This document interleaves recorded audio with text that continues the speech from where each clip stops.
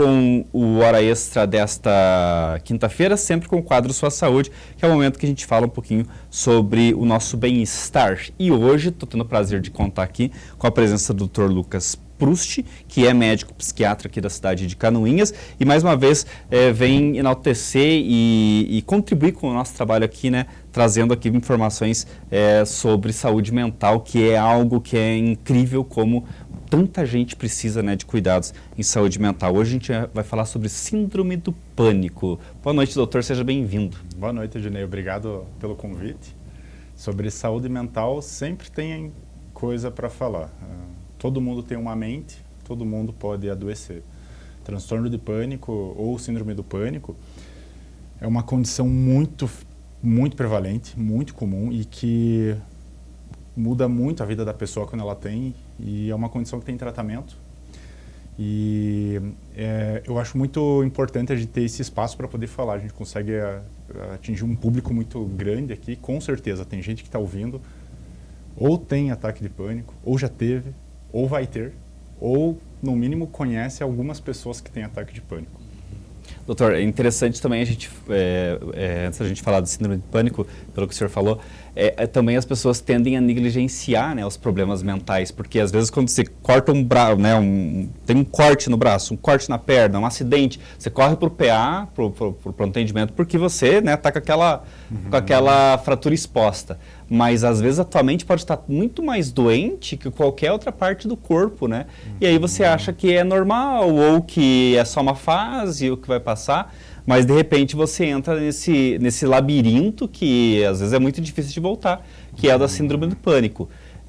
Gostaria primeiro que vocês explicassem exatamente o que é, até porque eu não tenho um domínio do assunto e não sei exatamente, eu tenho uma ideia, mas eu não sei exatamente o que é o síndrome do pânico. Então, antes de falar sobre o pânico, só quero fazer um gancho com o que você acabou de mencionar. Realmente, os transtornos mentais, eles não têm uma apresentação, muitas vezes, que a gente olha num exame, a gente não pede um raio-x da cabeça e vê o que tem ali, mas a gente sabe que tem. E os transtornos mentais, eles podem causar sofrimento muito significativo na vida das pessoas.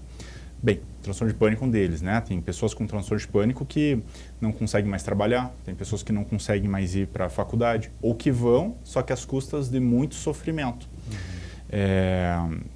Bem, o transtorno de pânico, ele é o quê, então? Ou síndrome do pânico, né? Como algumas pessoas falam. O transtorno de pânico, ele é uma condição em que a pessoa apresenta ataques de pânico. Ataques de pânico são crises muito intensas de aumento da ansiedade. É uma crise em que a pessoa ela sente um medo tão intenso que às vezes a pessoa sente como se ela fosse morrer ou como se ela fosse ficar maluca durante aquele momento. Um ataque de pânico, ele pode gerar na pessoa sintomas como um aperto no peito, um aperto na garganta, um sufocamento. Às vezes a pessoa sente tanta dor no peito que ela vai correndo para a UPA, por exemplo, achando que está tendo um infarto, porque a dor é indistinguível do infarto. A pessoa pode ter diarreia, vômito, tontura, a pessoa pode ter dissociação, que é um tipo de sensação esquisita em que a pessoa sente como se ela estivesse fora do corpo ou como se as coisas não fossem reais, como se ela estivesse num sonho. E a característica do ataque de pânico é ser extremamente perturbador para a pessoa que tem. Por isso tem esse nome, pânico, a pessoa entra em pânico. E como é muito angustiante ter um ataque de pânico, a pessoa começa a ter muito medo de ter novamente os ataques de pânico. Então a pessoa começa a evitar situações que podem servir como um gatilho para ela ter um ataque de pânico. Então a pessoa deixa de sair de casa, por exemplo, deixa de entrar em locais com muitas pessoas e gradualmente a pessoa vai tendo prejuízos então, no trabalho, na família, por conta desses sintomas. ela entra numa ciranda, porque ela vai tendo medo de sentir o medo. Exato, medo de sentir o medo, exatamente. Então ela, para se precaver disso, para se proteger, ela acaba se esquivando e ficando dentro de casa. Por isso que eu imagino que isso seja muito confundido com depressão, mas são coisas diferentes, né? Porque deve falar, essa pessoa está com depressão porque não quer sair de casa. São coisas diferentes. Mas são coisas diferentes. Pode acontecer da pessoa ter a depressão e o transtorno de pânico ao mesmo tempo. Isso a gente chama de comorbidade. Isso pode acontecer, mas são entidades diferentes, são doenças diferentes. Interessante. Se quer participar da entrevista, você pode mandar um WhatsApp para 9716-3083 e fazer uma pergunta que a gente encaminha aqui para o Dr. Lucas, tá? Se tem alguma dúvida sobre esse assunto de síndrome ou transtorno do pânico. Doutor, tem um fator que desencadeia essa síndrome do pânico? Quer dizer, alguma situação, uma experiência que eu vivi e que é o fator gerador disso tudo, ou ele pode surgir do nada? Então, existem muitos fatores que acontecem ao mesmo tempo para uma pessoa desenvolver o transtorno do pânico. Existem fatores relacionados à genética, então não é incomum a gente ver pessoas da mesma família com o transtorno do pânico. Pai tem, filho tem, tia tem, porque existe um fator genético em comum, mas não é só a genética que determina se uma pessoa vai ter um transtorno de pânico. Uma pessoa pode não ter ninguém na família e também desenvolver o transtorno de pânico, porque há fatores relacionados a eventos que aconteceram em idades precoces da vida da pessoa. Por exemplo, uma criança que é submetida a maus tratos na infância, no momento em que ela está desenvolvendo sua mente, ela passa por situações traumáticas ou maus tratos, esse cérebro da criança vai se desenvolvendo, aprendendo que o mundo é um lugar perigoso, por exemplo, e aí a gente vê um adulto crescendo ansioso, com muitas preocupações. E existem fatores também relacionados aos eventos atuais da vida da pessoa. Pessoas passando por situações de estresse no seu ambiente, no trabalho, em casa, estão também sujeitas a desenvolver o transtorno de pânico. Então, existem muitas causas que, em conjunto, determinam se uma pessoa vai ter ou não o transtorno do pânico. Eu acho bem interessante, para entender bem o que é o ataque de pânico, o transtorno de pânico também, entender como que o ataque de pânico acontece, por que ele acontece. O ataque de pânico, a gente pode entender ele como um alarme falso do medo. A gente precisa sentir medo, o ser humano tem que sentir medo. Todos os animais, para sobreviver, precisam sentir medo. Um animal precisa sentir medo de um predador para fazer ele fugir desse predador e sobreviver. O ser humano também precisa ser capaz de sentir medo. Imagina um antepassado nosso vendo um animal selvagem na sua frente. Se ele não sente medo, ele vai ficar parado ali. Ele não sobrevive. Se ele sente medo, o que ele vai fazer? Ele vai fugir ou ele vai lutar contra esse predador. O medo, ele nos prepara para situações de perigo. Então, o medo, ele vai fazer o quê? Ele vai sinalizar para o nosso corpo que alguma coisa muito perigosa está acontecendo. Então, o nosso corpo vai se preparar para aquela situação. O nosso coração vai bater mais rápido, porque se eu vou fugir, ou se eu vou lutar para sobreviver, eu vou gastar mais energia, eu tenho que fazer meu coração bombear mais sangue, então meu coração bate mais rápido, eu libero adrenalina no meu corpo, eu respiro mais para oxigenar meu corpo para eu poder entrar em ação. Eu sei que eu vou entrar em ação, então o meu corpo já começa a transpirar para baixar minha temperatura, porque eu sei que a coisa vai ficar feia, né? Aquilo que eu não preciso numa situação de perigo, o meu corpo vai desativando. Por exemplo, numa situação de perigo, eu não preciso que meu corpo gaste energia digerindo alimentos. Então, ele vai puxar a energia, as funções ali do intestino, ele vai deixar em segundo plano e vamos focar aqui no que interessa. Isso é reação do medo. Isso todo mundo tem, todo mundo precisa ter. Agora, o ataque de pânico é como se o cérebro, ele por algum motivo, ele entende que a pessoa está em perigo, quando a pessoa não está. E ele gera uma reação de medo na pessoa.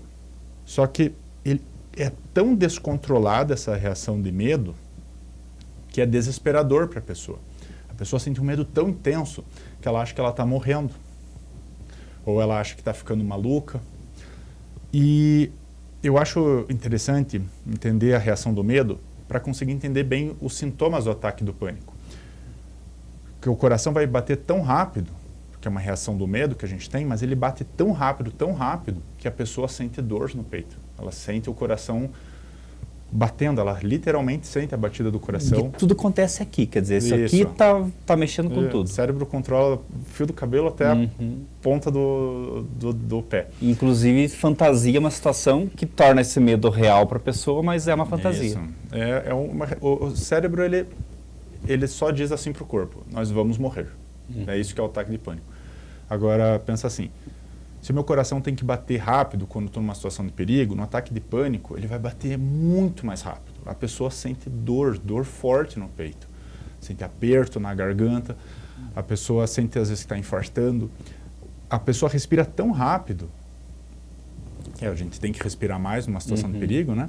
A pessoa respira tão rápido que ela puxa o ar e não dá nem tempo dela tirar o ar do pulmão, ela está puxando de volta. Então a pessoa tem a sensação do quê? De estar sufocada. Por isso que a pessoa com ataque de pânico sente que ela não consegue respirar. Aí a gente vai ver outros sintomas também do medo, né? Por conta dessa adrenalina toda. Tremores, sudorese, a pessoa sua bastante, aquele suor gelado do medo. A pessoa pode começar a ter sintomas gastrointestinais por conta dessa mobilização do intestino. Então, tem pessoas que têm enjoo, tem pessoas que vomitam, tem pessoas que têm diarreia. A pessoa ela pode ter sintomas de dissociação, como eu havia mencionado antes. A pessoa sente que ela está num sonho, ela sente que ela está fora de si. A pessoa pode ter parestesias, que são sensações como formigamento no corpo ou amortecimento do corpo. E a pessoa tem um medo muito, muito intenso. É desesperador para quem tem um ataque de pânico. Geralmente, o ataque de pânico, quando ele começa, os sintomas iniciam e eles aumentam muito rapidamente. Então, a questão de poucos minutos, a pessoa já está com todos esses sintomas e está achando que ela vai morrer. E a pessoa corre para o hospital, por exemplo, porque ela acha que está infartando, alguma coisa nesse sentido, né? Na emergência, eles vão afastar o infarto, no caso, vão fazer exames para ver se não é um infarto. Se não for, é um ataque de pânico, eles vão utilizar tranquilizantes e a crise vai passar. Bem, o ataque de pânico, ele pode acontecer na vida de qualquer pessoa. Qualquer pessoa. Imagina que você está saindo na rua e vem uma pessoa e te aponta uma arma. Você pode ter um ataque de pânico ali, por exemplo. Não é que é uma doença, ela não é uma doença a longo prazo. Você pode ter um ataque de pânico sem ter a síndrome. Isso, exato. Porque ele confunde um pouco quando a gente diz ataque de pânico, síndrome do pânico, transtorno de pânico, né? O ataque de pânico, ele é esse episódio, é essa crise. Isso é um ataque de pânico. Várias situações podem desencadear um ataque de pânico, né? Então a pessoa pode ter tido um ataque de pânico um dia porque ela não dormiu direito, porque ela fez um consumo excessivo de cafeína naquele dia, porque ela estava cansada, ela estava com problemas no trabalho, com a família, e aí teve que lidar com um problemão e ali foi a gota d'água, ela desenvolve um ataque de pânico. Bem, e o que é então o transtorno ou síndrome do pânico? É quando a pessoa, por ter desenvolvido um ataque de pânico, a pessoa começa a ter um pavor de ter de novo o ataque de pânico, que é o que você disse, é o medo de ter o medo. O ataque de pânico é a crise do medo. O transtorno do pânico é o medo de ter esse medo. Que se torna contínuo. Sim. A pessoa convive com aquilo todo dia. Isso, exato. E a pessoa, bem, como é desesperador para a pessoa ter um ataque de pânico, a pessoa quer evitar aquilo. É a função do medo também. Olha só, um antepassado nosso que naquele lugar lá ele viu um animal selvagem. Ele sabe que se ele for lá, pode ser que ele encontre um animal selvagem, perigoso, e a vida dele pode estar em risco. Então o que acontece? Ele quer evitar ir para aquele lugar. Então ele começa a ter medo cada vez que ele vai para aquele lugar. Ele está indo para lá, ele começa já a se preparar para passar por aquela situação. Quando a pessoa tem ataque de pânico, vamos dizer, a pessoa teve um ataque de pânico no trabalho.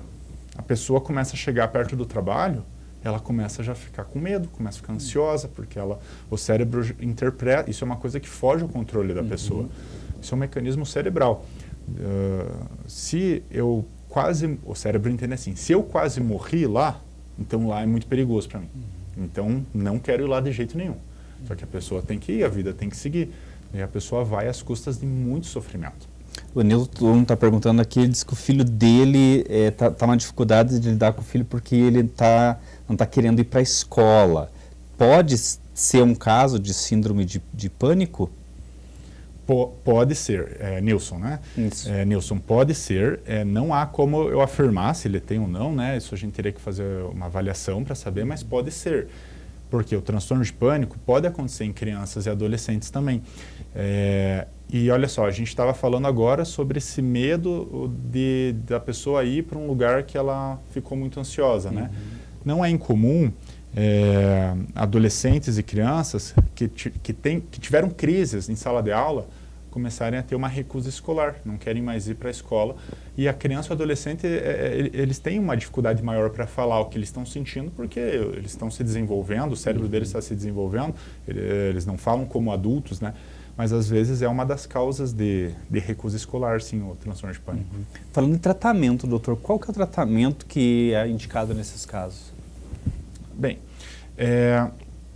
o tratamento, ele é feito, então, com duas modalidades. A pessoa pode fazer psicoterapia, que é um procedimento que psicólogos e alguns psiquiatras fazem, em que a pessoa faz sessões, geralmente semanais, e através de algumas técnicas, a pessoa aprende a controlar o medo de ter novos ataques de pânico. Ou, durante um ataque de pânico, como que a pessoa faz para parar de ter aquela crise, para sair da crise.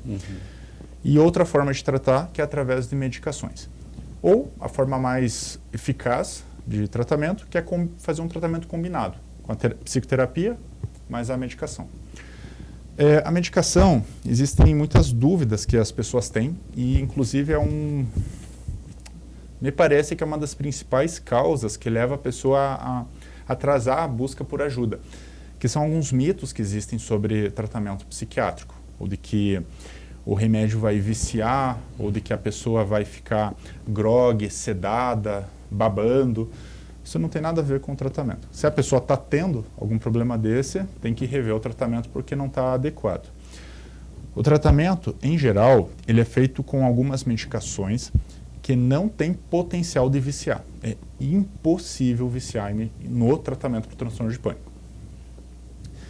É um tipo de medicamento que a pessoa toma todos os dias. Ele não é um relaxante. Ele é um medicamento que ele vai fazer com que esse alarme falso do cérebro pare de acionar. Ele vai fazer com que a pessoa pare de ter os ataques de pânico e gradualmente a pessoa vai perdendo o medo de ter o ataque de pânico, porque ela já não está mais tendo ataques de pânico, né? A gente pode utilizar, em algumas fases do tratamento, um tipo de medicamento que é um calmante. Esse sim é um tipo de medicamento que, se a pessoa usa por muito tempo, ele pode viciar. Mas esse tipo de tratamento, usado da forma adequada, ele não vai ter esse problema. Ele é para ser um medicamento só para crise. É um medicamento que a pessoa teve a crise, o ataque de pânico, ela toma aquela medicação e o medicamento já alivia o ataque de pânico. Mas esse não é o tratamento em si. O tratamento é com outro grupo de medicações que faz com que o ataque de pânico nem chegue a acontecer. Em geral, a gente faz o tratamento com uma duração, não existe assim uma regra, porque isso depende de muitos fatores, mas em geral a gente busca manter entre 1 a 2 anos o tratamento para a pessoa ficar boa. Claro, ela não vai levar 1, 2 anos para ficar boa. Só que a pessoa mantém o tratamento 1 a 2 anos como se fosse para o cérebro ir se acostumando a não ter mais o ataque de pânico. E aí depois a gente vai tirando a medicação e espera que a pessoa siga bem durante a vida dela. O César está elogiando o tema aqui do programa de hoje e está perguntando como que a família pode observar os sinais na pessoa, se ela está com síndrome do pânico ou não. Bem, vamos pensar assim. Durante o ataque de pânico, é difícil não ver que a pessoa... É difícil deixar passar. porque a pessoa está em pânico. Você vê que a pessoa parece que ela vai morrer com o que ela está sentindo. Agora, existe um outro tipo de sintomas, que é esse medo de ter o ataque. O que a gente começa a ver? Aquela pessoa que não quer mais, não sai mais como ela saía antes de casa, aquela pessoa às vezes que não consegue sair num supermercado, que ela sente muito medo quando está num lugar muito cheio, um lugar fechado com muitas pessoas, uma pessoa que não consegue mais sair de ônibus para ir para a faculdade. Há várias pessoas que eu atendi, inclusive, que tiveram que trancar o curso da faculdade porque tinha um pavor de entrar no ônibus. Então, se a pessoa não fala espontaneamente assim para a família, que eu estou passando por isso e estou com muito medo de passar mal, há vários motivos para alguém não querer falar, né? Eu acho que é importante o familiar ir observando esse comportamento de se esquivar. A pessoa que não está mais aceitando um convite para sair, que não quer mais ir no churrasco com a família, ou que não consegue mais ficar sozinho. Um adolescente que antes saía de casa sozinho, agora não consegue mais ir no mercado sozinho. Sempre a mãe tem que estar junto, por exemplo. Pode ser que ele está tendo um ataque de pânico e não consegue explicar que ele está tendo, que ele simplesmente sente muita angústia imaginando essa situação. O ideal é consultar um médico psiquiatra, né? Ou Sim. alguém que encaminhe, né? Isso. A Marli e a Maria também estão dando parabéns pela entrevista. A dona Evanilda também, boa noite. BK, não sei quem que é aqui, mas só mandou boa noite. A Eliane, sempre queridíssima. Abraço, Ednei. Que bom que voltou. Abraço, Leonardo. Ótimas explicações do Dr. Lucas. Excelente. Infelizmente, essa doença está aumentando. Infelizmente, Eliane. Acho que foi muito esclarecedora a nossa conversa hoje aqui com o Dr. Lucas, né? Sempre que ele pode, ele vem aqui e traz esses esclarecimentos, ajuda a gente a entender um pouquinho da nossa mente, que é, né, um universo, né, doutor? Acho que nunca alguém vai conseguir desvendar tudo que tem para se estudar sobre o cérebro humano, né? E vamos falando cada vez mais, né? Agora precisamos falar, com né? certeza. A gente está escutando no rádio, que está vendo na live aqui, com certeza tem gente aqui poxa, é isso aqui, será que é isso aqui mesmo? E quanto mais a gente fala, mais as pessoas vão procurando tratamento. E quebrar esse preconceito também, né? De achar, que o senhor já falou outras vezes, né? Que o psiquiatra vai tratar de louco. Isso aí, gente, é uma coisa lá de quando não sabia a compreensão real das coisas, né? Eu gosto de dar um exemplo que eu acho que quebra muito assim esse medo das pessoas, que é utilizar casos da mídia, assim. Por exemplo, a gente tem uma pessoa muito querida, seja católico ou não, eu acho que não tem um brasileiro que não gosta do padre Fábio de Mello. E ele é uma pessoa que fala abertamente. Ele teve o transtorno do pânico. Ele teve depressão também, até a sua pergunta do início, né? Ele teve as duas coisas ao mesmo tempo. Mas ele fala abertamente sobre isso. Então, olha, e ele falou até, acho que no palco, né, que a síndrome do pânico tá impedindo ele de subir no palco, né? Provavelmente por conta do medo que o cérebro dele entendendo ali. Se eu subir ali, aquilo ali é devastador para mim. Então, provavelmente ele ia às custas de muito sofrimento. Exatamente. Foi uma coisa assim que ele falou, né? E se, como o senhor disse, né, se até o padre Fábio de Mello, que é uma pessoa iluminada, tem...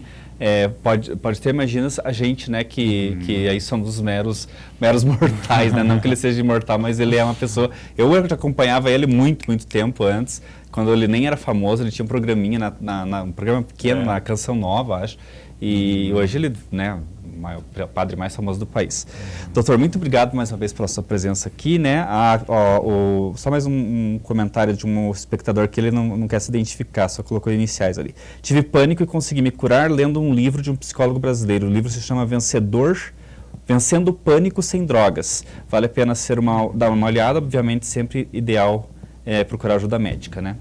A leitura sempre ajuda, né? Claro, sempre inclusive eu vou atrás desse livro para indicar aos meus pacientes. Vale a dica aí, né?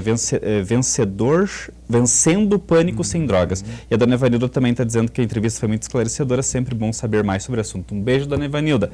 Obrigado, doutor Lucas. Sempre que possível ele está aqui com a gente. Hoje ele está aqui acompanhado da doutora Fernanda, que é médica, da doutora Roberta. É o terceiro nome que eu dou para ela hoje, gente. Ela vai me odiar. Ela nem vem mais aqui, mas eu vou convidar aqui em público ela para...